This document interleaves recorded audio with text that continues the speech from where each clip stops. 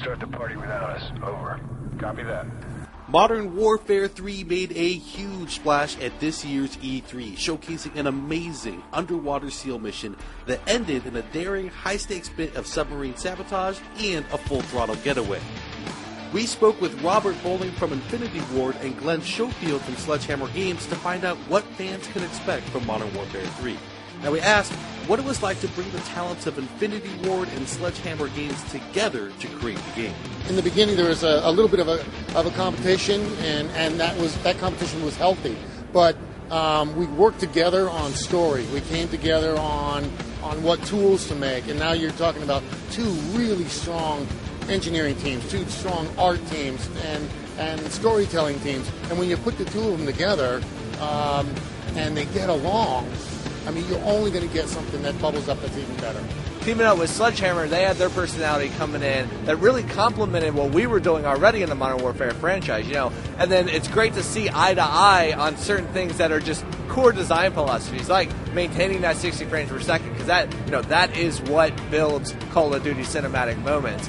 Modern Warfare 3 takes place right after Modern Warfare 2, just a couple hours. I mean, DC is still burning. The eastern seaboard of the United States is, full of a lot of battles. The Russians have moved into New York City, and, we're starting to push them out. But the battle has gone deeper than that.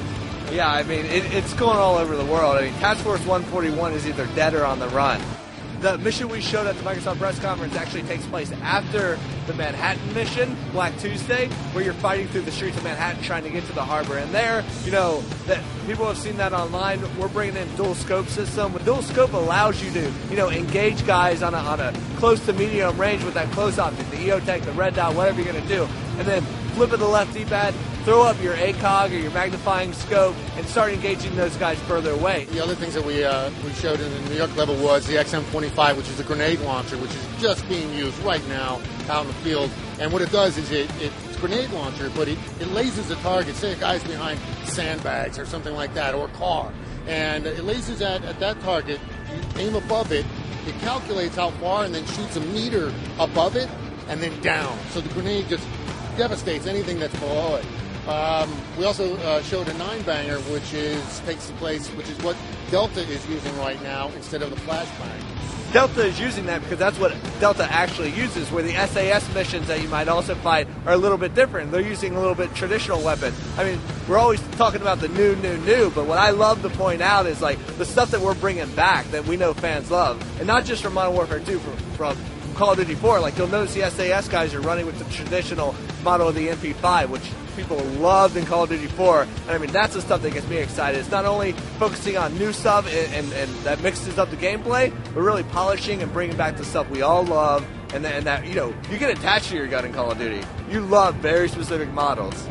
We introduced Spec Ops in Modern Warfare 2 as this awesome co-op mode, a guy and his friend, a dad and his son, sit on the couch, just really enjoy the game outside the story. In Modern Warfare 3, we're blowing it out. We have those traditional mission modes, but then we're bringing in an all-new survival mode, which is endless waves of increasingly more difficult enemies.